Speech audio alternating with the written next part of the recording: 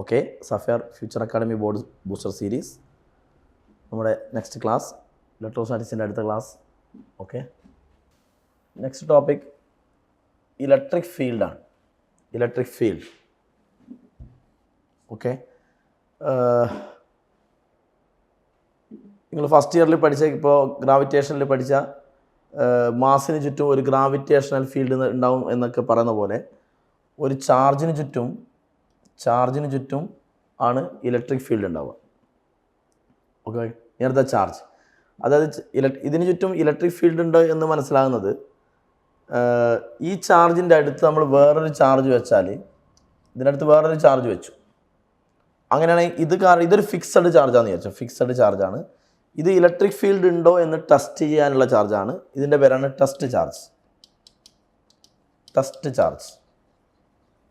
Okay, അപ്പോൾ ഇതിൻ്റെ അടുത്ത് ആ ചാർജ് വെച്ച് കഴിഞ്ഞാൽ ഇത് കാരണം അതിൻ്റെ മുകളിൽ ഒരു ഫോഴ്സ് അനുഭവപ്പെടും, ഇലക്ട്രോസ്റ്റാറ്റിക് ഫോഴ്സ് അനുഭവപ്പെടും അല്ലേ.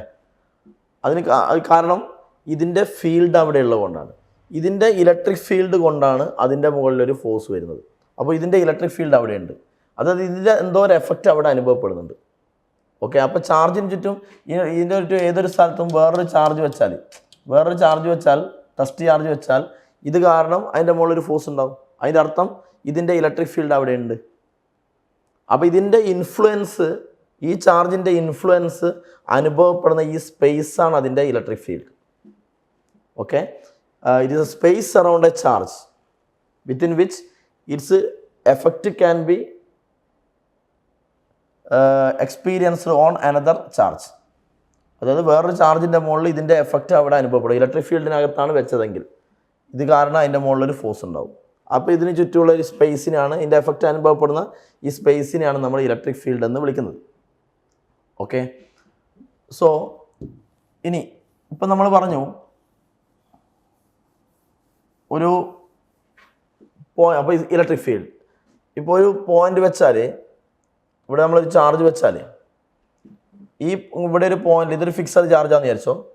ഞാൻ പറഞ്ഞു ഈ പോയിന്റിലൊരു ഇലക്ട്രിക് ഫീൽഡ് അനുഭവം ഉണ്ടാവുന്നു അല്ലേ. ഈ ചാർജിൻ്റെ ഒരു ഇലക്ട്രിക് ഫീൽഡ് അവിടെ ഉണ്ടാവും. അവിടെ ഉണ്ടാവുന്ന ഇലക്ട്രിക് ഫീൽഡിൻ്റെ ഇൻറ്റൻസിറ്റി എത്രയാണ്? ഇൻറ്റൻസിറ്റി ഓഫ് ഇലക്ട്രിക്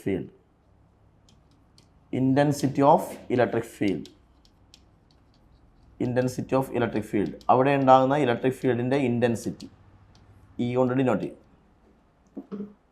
ഓക്കെ, അതായത് അവിടെ നിങ്ങളൊരു യൂണിറ്റ് പോസിറ്റീവ് ചാർജ് വെക്കുക, +1 കുളം. യൂണിറ്റ് പോസിറ്റീവ് ചാർജ് എന്ന് വിളിക്കും അതിന്, +1 കുളം. ഇത് കാരണം ഈ യൂണിറ്റ് പോസിറ്റീവ് ചാർജിൻ്റെ മുകളിൽ അനുഭവപ്പെടുന്ന ഫോഴ്സ് എത്ര വരിക? ഡിസ്റ്റൻസ് r ആണെങ്കിൽ ആ 1 കുളമ്പിൻ്റെ മുകളിൽ, 1 കുളമ്പാണ് unit positive charge. Unit positive ചാർജിൻ്റെ മുകളിൽ ആക്ട് ചെയ്യുന്ന ഫോഴ്സ് എത്ര വരും? 1/4πε0 Q ഇൻറ്റു ഇത് Q2, ഇത് 1 ആണ്. അപ്പോൾ Q ഇൻറ്റു 1/r² വരും. എന്നാൽ Q/r² വരും. ഇതാണ് അവിടെ ഉണ്ടാകുന്ന ഇൻറ്റൻസിറ്റി ഓഫ് ഇലക്ട്രിക് ഫീൽഡ് എന്ന് പറയുന്നത്. അപ്പോൾ ഒരു പോയിന്റിലുള്ള ഇൻറ്റൻസിറ്റി ഓഫ് ഇലക്ട്രിക് ഫീൽഡ് എന്ന് വെച്ചാൽ എന്താണ്? അവിടെ നിങ്ങളൊരു യൂണിറ്റ് പോസിറ്റീവ് ചാർജിനെ വെക്കുക, അതിൻ്റെ മുകളിൽ ആക്ട് ചെയ്യുന്ന ഫോഴ്സ് കാണുക. ആ ഫോഴ്സ് ആയിരിക്കും അവിടെയുള്ള, എന്ന് പറഞ്ഞാൽ ഫോഴ്സ് പെർ യൂണിറ്റ് ചാർജ്. ആ ഫോഴ്സാണ് അവിടെയുള്ള intensity of electric field. Okay, അപ്പോൾ അല്ലെങ്കിൽ ഇത് വേറെ രൂപത്തിൽ ചെയ്യാം. ഇവിടെ ഒരു ചാർജ് വെക്കുക, r ഡിസ്റ്റൻസ് അകലെ. നമുക്ക് ഇവിടെയുള്ള ഇലക്ട്രിക് ഫീൽഡ് കണ്ടുപിടിക്കാൻ വേണ്ടി അതിന് വേണ്ടി അവിടെ ഒരു ടെസ്റ്റ് ചാർജ് വെക്കുക, Q0. അതിൻ്റെ പേര് ടെസ്റ്റ് ചാർജ്. ഇത് ഫിക്സഡ് ചാർജാണ്. ഈ ചാർജ് ഫിക്സഡ് ആണ്. അവിടെ ഒരു ടെസ്റ്റ് ചാർജ് വെക്കുക. എവിടെ വെക്കുക? എവിടെയുള്ള ഇലക്ട്രിക് ഫീൽഡാണോ കാണേണ്ടത്, ഇൻറ്റൻസിറ്റി ഓഫ് ഇലക്ട്രിക് ഫീൽഡാണോ കാണേണ്ടത്, അവിടെ ഒരു ടെസ്റ്റ് ചാർജ് വെക്കുക. എന്നിട്ട് ആ ടെസ്റ്റ് ചാർജിൻ്റെ മുകളിൽ ആക്ട് ചെയ്യുന്ന ഫോഴ്സ് കാണുക. അതെത്രയാ? 1/4πε0 Q ഇൻറ്റു Q0 വരും. Q ഇൻറ്റു Q0/r² വരും. ഓക്കെ, അതാണ് അവിടെയുള്ള ഫോഴ്സ്, ടെസ്റ്റ് ചാർജിൻ്റെ മുകളിൽ ആക്ട് ചെയ്യുന്ന ഫോഴ്സ്. എന്നിട്ട് ആ ഫോഴ്സ് ബൈ ടെസ്റ്റ് ചാർജ് എടുക്കുക. അപ്പോൾ ഇത് ഫോഴ്സ് ബൈ Q0. അപ്പോൾ Q0 കട്ടാവും. ബാക്കി 1/4πε0 Q/r² വരും. അതാണിത്, പിന്നല്ലേ ഇത്. അപ്പോൾ ഇതാണ് അവിടെയുള്ള ഇലക്ട്രിക് ഫീൽഡ്. അപ്പോൾ ഇലക്ട്രിക് ഫീൽഡ് കാണാം. അപ്പോൾ ഇതാണ് electric field, intensity of electric field F/Q0. So intensity of electric field എങ്ങനെ കണ്ടുപിടിക്കാം? ഒരു പോയിന്റിലുള്ള ഇൻറ്റൻസിറ്റി ഓഫ് ഇലക്ട്രിക് ഫീൽഡ് എങ്ങനെ കണ്ടുപിടിക്കും? ഒന്നുകിൽ ആ പോയിന്റിൽ ഒരു യൂണിറ്റ് പോസിറ്റീവ് ചാർജ് വെച്ചു, ആ unit force experienced by a unit positive charge, ആ യൂണിറ്റ് പോസിറ്റീവ് ചാർജിൻ്റെ മുകളിൽ ആക്ട് ചെയ്യുന്ന ഫോഴ്സ്, ആ ഫോഴ്സാണ് അവിടെയുള്ള, ആ ഫോഴ്സ് തന്നെയാണത് അവിടെയുള്ള intensity of electric field, force per unit positive charge. അല്ലെങ്കിൽ ആ പോയിന്റിൽ ഏത് പോയിന്റിൽ എവിടെയുള്ള ഇലക്ട്രിക് ഫീൽഡാണോ കണ്ടുപിടിക്കേണ്ടത്, എവിടെയുള്ള ഇൻറ്റൻസിറ്റി ഓഫ് ഇലക്ട്രിക് ഫീൽഡാണോ കണ്ടുപിടിക്കേണ്ടത്, നമുക്ക് കണ്ടുപിടിക്കേണ്ടത് ഇവിടെയുള്ളതാണ്, അവിടെയുള്ള ഇൻറ്റൻസിറ്റി ഓഫ് ഇലക്ട്രിക് ഫീൽഡാണ് കണ്ടുപിടിക്കേണ്ടത്. അപ്പോൾ അതിനുവേണ്ടി അവിടെ ഒരു ടെസ്റ്റ് ചാർജ് വെക്കുക, എന്നിട്ട് ടെസ്റ്റ് ചാർജിൻ്റെ മുകളിൽ അനുഭവപ്പെടുന്ന ഫോഴ്സ് കണ്ടുപിടിക്കുക, എന്നിട്ട് ആ ഫോഴ്സ് ബൈ ടെസ്റ്റ് ചാർജ് എടുക്കുക, ഫോഴ്സ് ബൈ ടെസ്റ്റ് ചാർജ്. അങ്ങനെയാണെങ്കിൽ അവിടെയുള്ള ഇൻറ്റൻസിറ്റി ഓഫ് ഇലക്ട്രിക് ഫീൽഡ് കിട്ടും. അപ്പോൾ ഇൻറ്റൻസിറ്റി ഓഫ് ഇലക്ട്രിക് ഫീൽഡിൻ്റെ ഫോർമുല എന്താണ്? Intensity of electric field it is a force per unit charge, force per unit positive charge. അത് തന്നെയാണ് ഇത്. Okay, force per unit positive charge. അപ്പോൾ അത് F/Q0 ആണ്. യെസ്, ഫോഴ്സിൻ്റെ യൂണിറ്റ് ന്യൂട്ടൺ ആണ്, ചാർജ് കുളമ്പ്. അപ്പം ന്യൂട്ടൺ പെർ കുളമ്പാണ് SI unit, newton per കുളമ്പാണ്.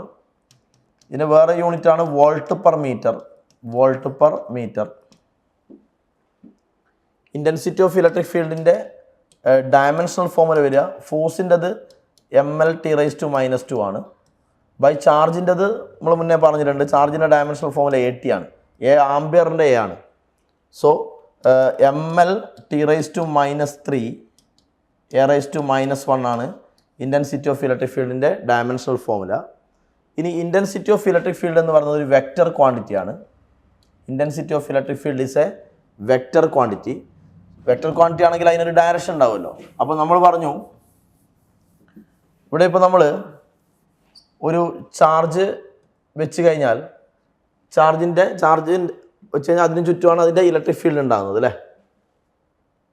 Okay, ഇത് പോസിറ്റീവ് ചാർജ് ആണെങ്കിൽ അത് 1 കുളമ്പിനെ +1 കുളമ്പിനെ റിപ്പൽ ചെയ്യും അല്ലേ, അതാണ് ഇലക്ട്രിക് ഫീൽഡിൻ്റെ ഡയറക്ഷൻ. എന്ന് വെച്ചാൽ പോസിറ്റീവ് ചാർജ് ആണെങ്കിൽ ഇലക്ട്രിക് ഫീൽഡ് എവേ ആയിരിക്കും, പോസിറ്റീവ് ചാർജിൻ്റെ ഇലക്ട്രിക് ഫീൽഡ് എവേ ആയിരിക്കും. ഇതിപ്പോൾ നെഗറ്റീവ് ചാർജാണ് വെച്ചതെങ്കിൽ നെഗറ്റീവ് ചാർജ് +1 കുളമ്പിനെ വെച്ചിട്ട് നോക്കിയാൽ മതി, 1 കുളമ്പിനെ ഇത് അട്രാക്റ്റ് ചെയ്യും അല്ലേ, നെഗറ്റീവ് അതിനെ അട്രാക്റ്റ് ചെയ്യും. അങ്ങനെയാണെങ്കിൽ ഇതായിരിക്കും ഇലക്ട്രിക് ഫീൽഡിൻ്റെ ഡയറക്ഷൻ. എന്ന് വെച്ചാൽ ഇലക്ട്രിക് ഫീൽഡിൻ്റെ ഡയറക്ഷൻ ഇപ്പോൾ ഇങ്ങനെ വരുന്നത്. സോ പോസിറ്റീവ് ചാർജ് ആണെങ്കിൽ ഇലക്ട്രിക് ഫീൽഡ് എവേ ആണ്, എവേ ഫ്രം ദ ചാർജ്, ചാർജിൽ നിന്ന് എവേ ആണ്. നെഗറ്റീവ് ചാർജ് ആണെങ്കിൽ ഇലക്ട്രിക് ഫീൽഡ് ടുവേർഡ്സ് ആണ്. ഓക്കെ, പോസിറ്റീവ് ചാർജിൻ്റെ ഇലക്ട്രിക് ഫീൽഡ് എവേ ആണ്, നെഗറ്റീവ് ചാർജിൻ്റെ electric field towards the negative charge, എവിടെയാണെങ്കിൽ ടുവേർഡ്സ് ദ നെഗറ്റീവ് ചാർജ്. ഇങ്ങനെയാണ് ഇലക്ട്രിക് ഫീൽഡിൻ്റെ direction. So electric field is away from positive charge and towards negative charge. അങ്ങനെയാണ് electric ഫീൽഡിൻ്റെ direction.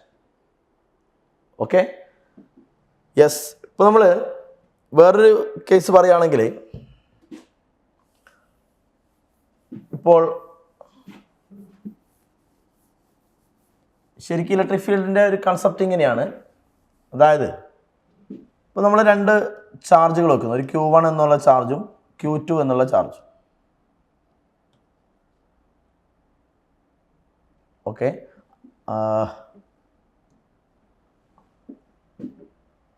Sorry, നമുക്ക് ഈ topic just ഒരു ഇത് കൂടി കഴിഞ്ഞിട്ട് പറയാം. ഇത് കഴിയട്ടെ, 1 minute.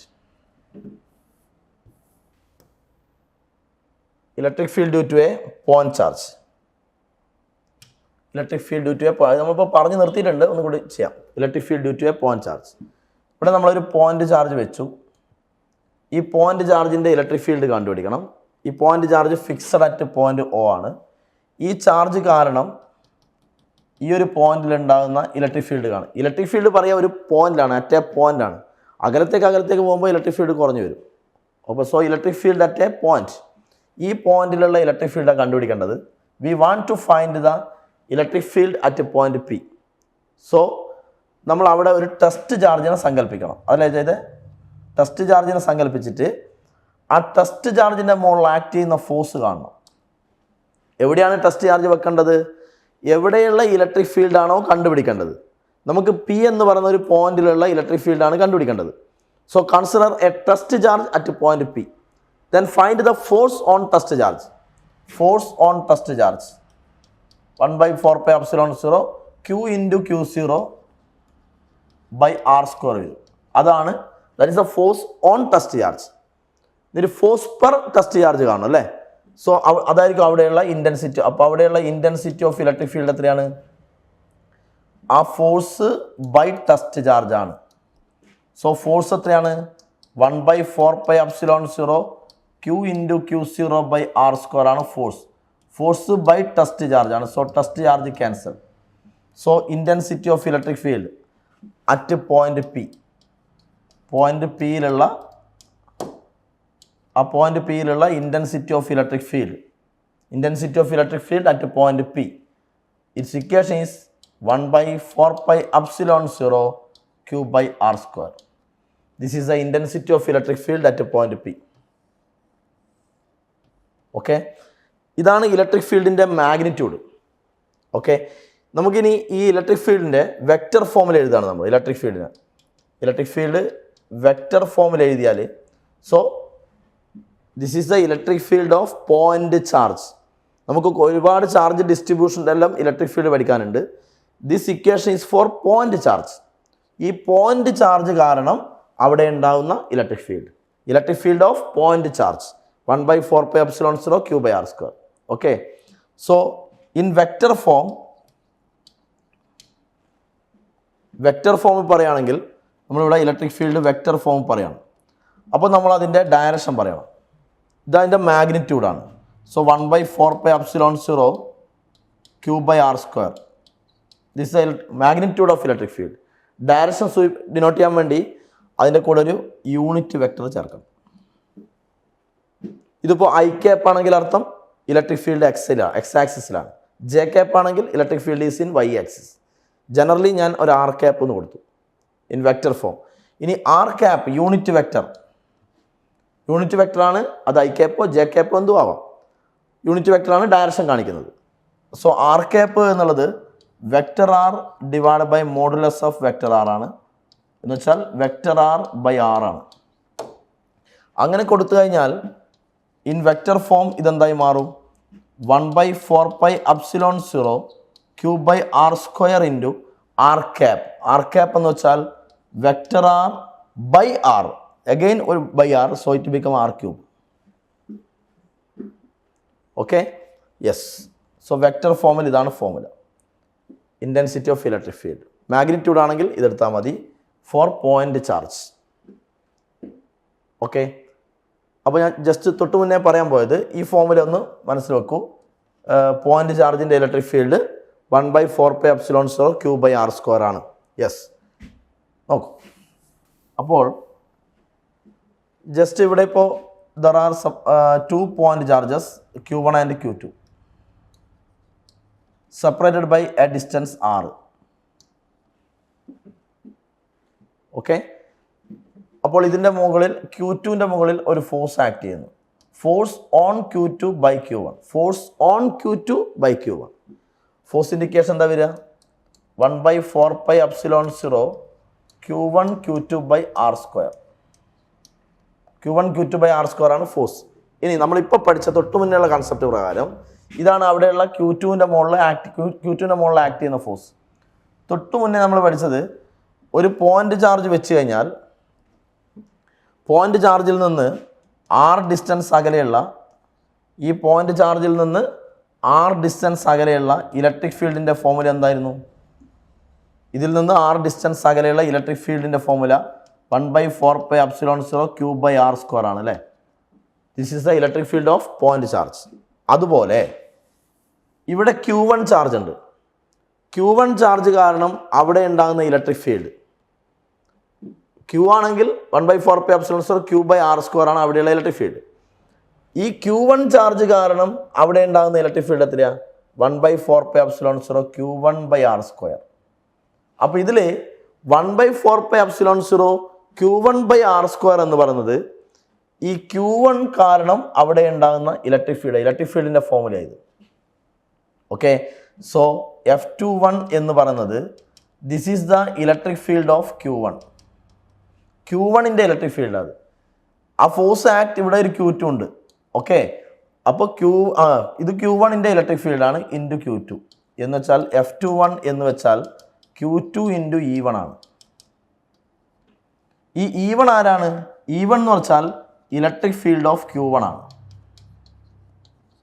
Electric field of Q1 ആണ്. അപ്പോൾ എന്താ മനസ്സിലായത്? Q1ൻ്റെ ഇലക്ട്രിക് ഫീൽഡ് അവിടെ ഉണ്ട്. Q1ൻ്റെ ഇലക്ട്രിക് ഫീൽഡ് ഉള്ളത് കൊണ്ടാണ് Q2ൻ്റെ മുകളിൽ ഫോഴ്സ് ആക്ട് ചെയ്യുന്നത്. So this is a force on Q2 due to the electric field of Q1. ഈ Q1ൻ്റെ ഇലക്ട്രിക് ഫീൽഡ് അവിടെ ഉള്ളത് കൊണ്ടാണ് Q2ൻ്റെ മുകളിൽ ഫോഴ്സ് ആക്ട് ചെയ്യുന്നത്. അപ്പോൾ force is acting on Q2 due to the electric field of Q1. Okay, അതേപോലെ തിരിച്ചെടുത്തു കഴിഞ്ഞാൽ this is a force on Q1. Force on Q1 by Q2. Force on Q1 by Q2. So force indication 1/4 pi epsilon 0 Q1 Q2 by R square ആണ് force. പക്ഷേ ഇതിൽ അവിടെ പറഞ്ഞതുപോലെ 1/4 pi epsilon 0 Q2 by R square ആരാണ്? അത് എന്ന് പറയുന്നത് Q2 കാരണം ഇവിടെ ഉണ്ടാകുന്ന ഫീൽഡാണ്. Q2 കാരണം ഇവിടെ ഉണ്ടാകുന്ന ഫീൽഡായത്.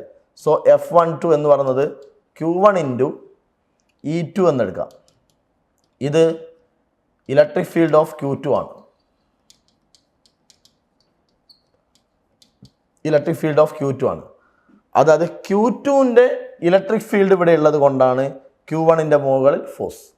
അപ്പോൾ ഫോഴ്സ് ആരുടെ മുകളിലാണ്? Q1ൻ്റെ മുകളിൽ. ആ ഫോഴ്സിന് കാരണം ആരാണ്? ആ Q2ൻ്റെ ഫീൽഡ്. അതുപോലെ അപ്പോൾ ഇത്രയേ ഉള്ളൂ. Q1ൻ്റെ ഫീൽഡ് അവിടെ ഉള്ളതുകൊണ്ട് Q2ൻ്റെ മുകളിലും, Q2ൻ്റെ ഫീൽഡ് ഇവിടെ ഉള്ളത് കൊണ്ട് Q1ൻ്റെ മുകളിലും ഫോഴ്സ് ആക്ട് ചെയ്യുന്നു. Okay, yes. അപ്പോൾ ജനറലി പറഞ്ഞാൽ ഒരു എക്സ്റ്റേണൽ ഇലക്ട്രിക് ഫീൽഡ് ഉണ്ട്. ഇത് വേറെ ആരുടെയോ ഇലക്ട്രിക് ഫീൽഡാണ്.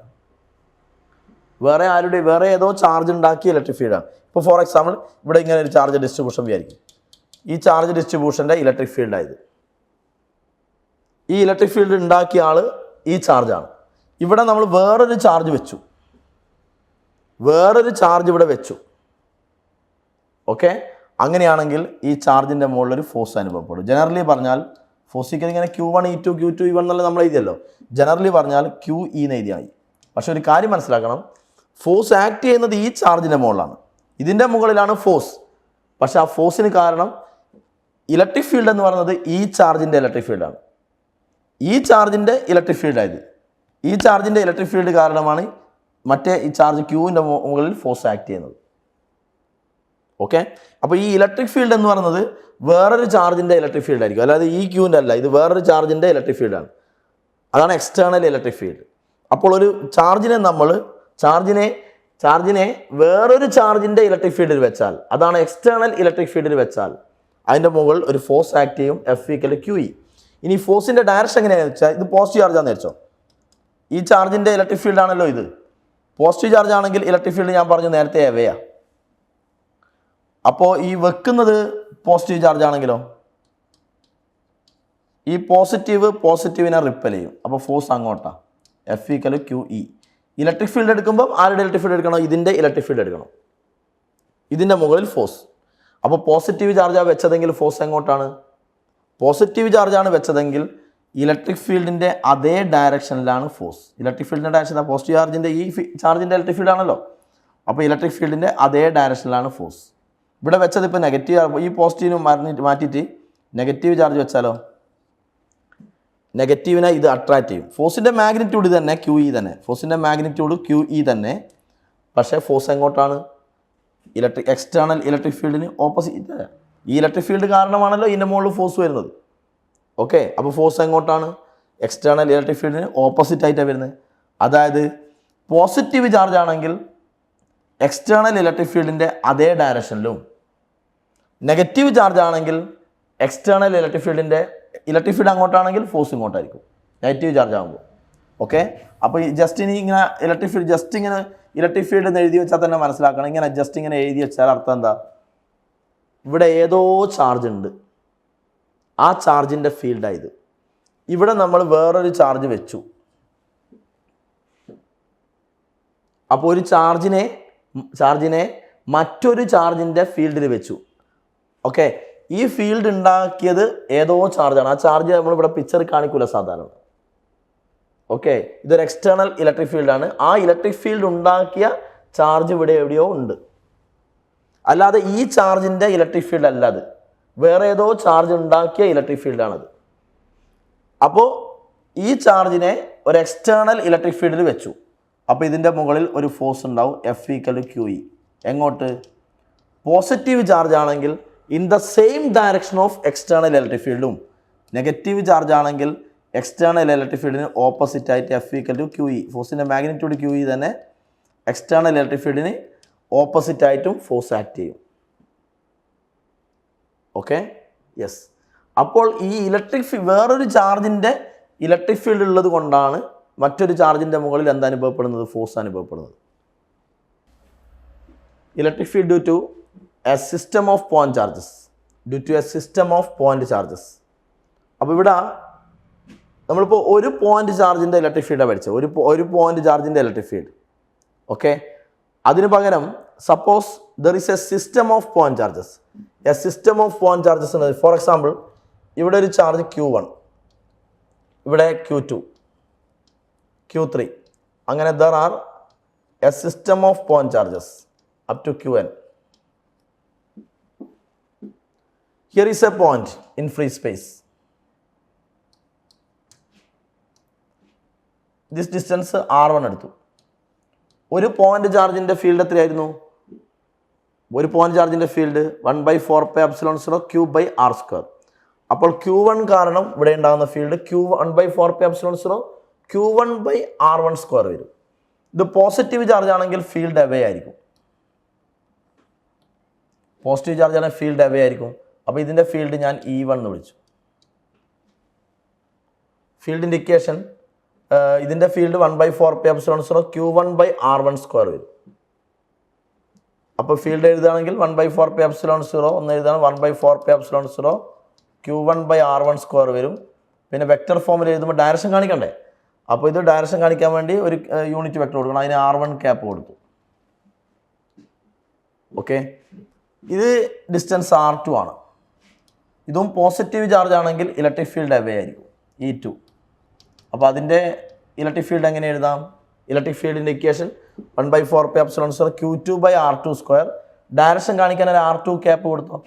ഇവിടെ ഡയറക്ഷൻ കാണിക്കാൻ ഇത് കൊടുത്തു, അവിടെ R2 കൊടുത്തോ. കാരണം ഡയറക്ഷൻ വ്യത്യാസം ഉണ്ടല്ലോ, ഈ ഡയറക്ഷൻ അല്ലല്ലോ ആ ഡയറക്ഷൻ. അപ്പോൾ അതിനനുസരിച്ച് ഡയറക്ഷൻ കാണിക്കാനുള്ള യൂണിറ്റ് വെക്ടർ കൊടുക്കുന്നത്, അതിനനുസരിച്ച് യൂണിറ്റ് വെക്ടർ മാറ്റണം, ഡയറക്ഷൻ വേറെ പറയണം. അതുപോലെ ഇത് R3, അങ്ങനെ അതിൻ്റെ ഇലക്ട്രിക് ഫീൽഡ് E3. അങ്ങനെ ലാസ്റ്റ് ഈ ഡിസ്റ്റൻസ് Rn ആണെന്ന് വിചാരിച്ചു. അപ്പോൾ ഇതിൻ്റെ ഇലക്ട്രിക് ഫീൽഡ് അങ്ങോട്ട് വരും, En. അപ്പോൾ ഇവിടെ ഈ പോയിന്റിലുണ്ടാകുന്ന ടോട്ടൽ ഒരു പോയിന്റിലും ഇങ്ങനെ കുറേ ഇലക്ട്രിക് ഫീൽഡ് ഒന്നും ഉണ്ടാവില്ലേ. ഒരു പോയിന്റിൽ ഒറ്റ ഇലക്ട്രിക് ഫീൽഡ് ഉണ്ടാവും, that is the resultant electric field. അപ്പോൾ ഈ പോയിന്റിൽ ഉണ്ടാവുക, അത് കണ്ടുപിടിക്കാൻ വേണ്ടി ഇതൊക്കെ ജസ്റ്റ് മാർക്ക് ചെയ്തതേ ഉള്ളൂ. ഈ പോയിന്റിൽ ഉണ്ടാവുക റിസൾട്ടൻ്റ് ഇലക്ട്രിക് ഫീൽഡാണ്. ഇതിൻ്റെ എല്ലാം കൂടിയുള്ള റിസൾട്ടൻ്റ്, അതായത് വെക്റ്റർ സം അല്ല, വെക്റ്റർ സം. നേരിട്ട് ആഡ് ചെയ്യല്ല വേണ്ടത്, ഡയറക്ഷനെല്ലാം നോക്കിയിട്ട് വെക്റ്റർ സം കണ്ടുപിടിക്കണം, റിസൾട്ടൻ്റ് കണ്ടുപിടിക്കണം. So the total electric field at that point is equal to the vector E1 plus vector E2 plus vector E3 plus etc. plus vector En. That is the total resultant electric field at that point. Okay. അപ്പോൾ ഇതിൽ E1 ആരുടെ electric field ആയിരുന്നു? E1 is the electric field of Q1. So 1/4πε0 Q1/r1², അതായിരുന്നു Q1ൻ്റെ electric field. Direction കാണിക്കാൻ വേണ്ടി R1 this is the electric field of Q1 plus next electric field of Q2ൻ്റെ electric field. Q2ൻ്റെ എത്ര വരിക? ഡിസ്റ്റൻസ് R2 ആണ്. So 1/4πε0 Q2/r2² into R2. അതുപോലെ E3 എഴുതാം. E3 വരിക Q3/r3² R3 വരും. അങ്ങനെ ലാസ്റ്റ് എഴുതുകയാണെങ്കിൽ 1/4πε0 Qn ബൈ ഇതിൻ്റെ case Qn by distance Rn square, direction കാണിക്കാൻ വേണ്ടി Rn cap. So total electric field കാണിക്കാൻ we can take 1/4πε0 outside.